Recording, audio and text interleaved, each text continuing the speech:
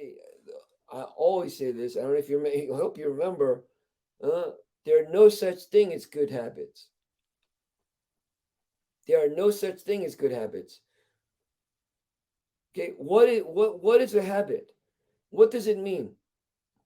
Hmm? What's a habit? Define a habit. What's a habit? Mm, unconscious behavior. Yeah, you're not thinking about it. So see, that's completely contrary to the martial art mind, to the warrior mind. So what would be the say the difference between like muscle memory and habit? Muscle memory is muscle memory. That's not a habit. Your muscle, when it's trained enough over and over by repetition, the link between the mind and you don't have to think with your mind to make your arm do that. It is actually faster than the mental memory Right. from the mind to the body. Okay, that's not a habit. You trained it to do that on whatever particular instances. It's not a habit. Okay, before you can go ahead and let it go to depend on muscle memory, you have to first start with being mindful, always, always being mindful. This is the biggest thing I deal with, okay, in teaching. Adults, doesn't matter, okay? Adults are even worse, all right? Because they're able to, they use their rational thought to come up with excuses, okay?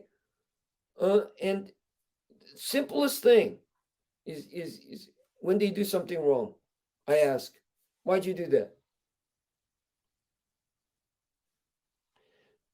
I don't know. I said, they go, of course, I don't know. If you don't know, why'd you do it? The point is, if you don't know, why did you do it?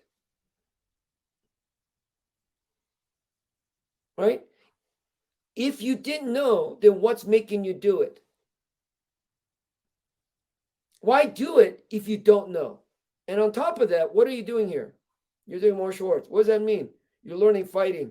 You're learning to hurt other people. Okay, so should you go ahead and do something when you don't know what you're doing? You do it.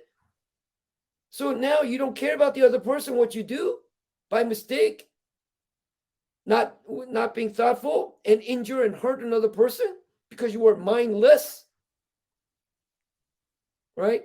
The entire practice of mindfulness, that's the entire training of Hwa Rang Do or any martial art. It should be So then mindfulness. because I know, you know, people are gonna listen to this and go, well, that's just semantics. You know, difference between habit and muscle memory. That's just semantics. But I think what you're saying is like when you, let's say, train yourself to respond quickly using muscle memory, whatever you want to label it, you're intentionally creating that response, as opposed to like the habit was there was no intention behind creating that.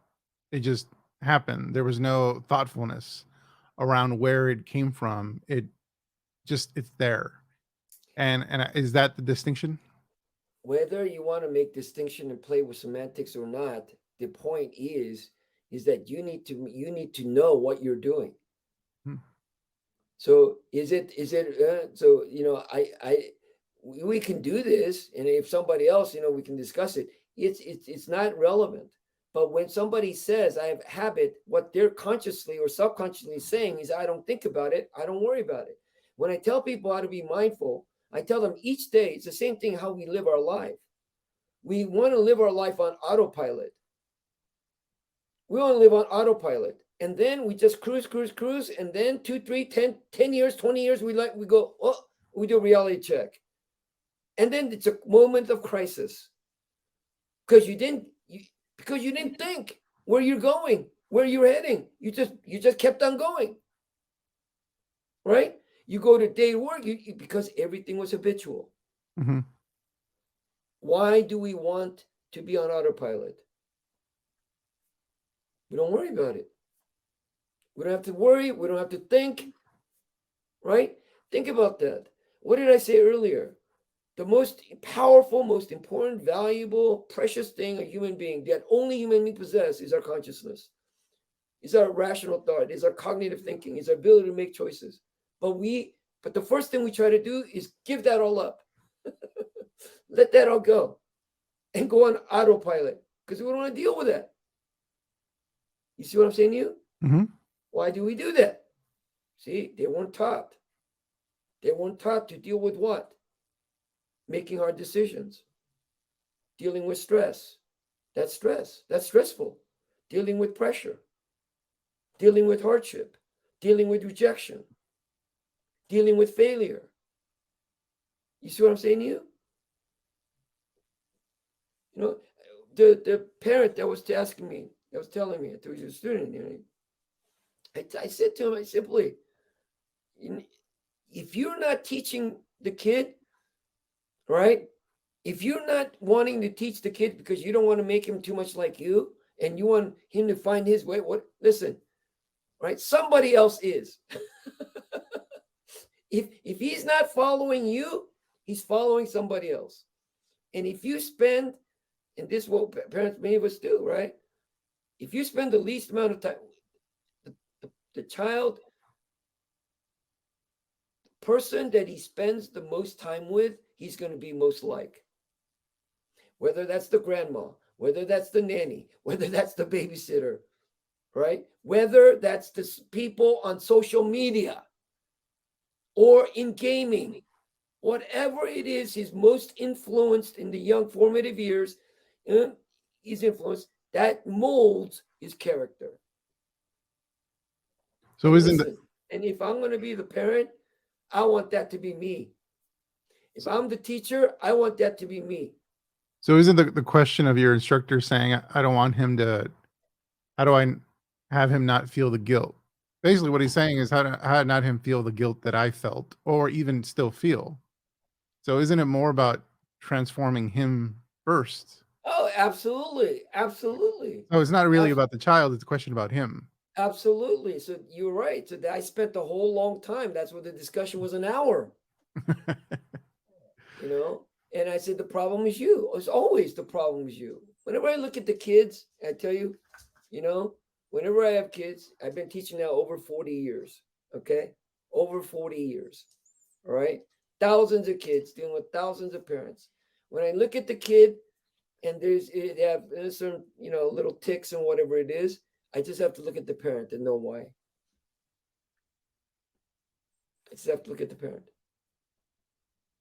Okay? It doesn't come from nowhere. Right? It comes from somewhere. It's the parents. The good, the bad, ugly, it all comes from the parents. And whether they want to assume and accept that responsibility and do it and channel that in the right direction, or they want to say, oh no, and you say, no, you don't have that power. No, the kid has their own will, spirit. Let the kid blossom on his own. The kid is not, that's their choice, right? But the kid doesn't blossom on its own. It's not a flower, right? Well, a flower has restraints. It can't move. It's there. It can't do whatever it wants. So blossoming doesn't mean, randomness. It flowers look very similar to each other. There's no accident. So that's what I say. They can choose to do it or not do it, and the reality is, if they don't do it, somebody else is. Okay, so that's it. That's it. And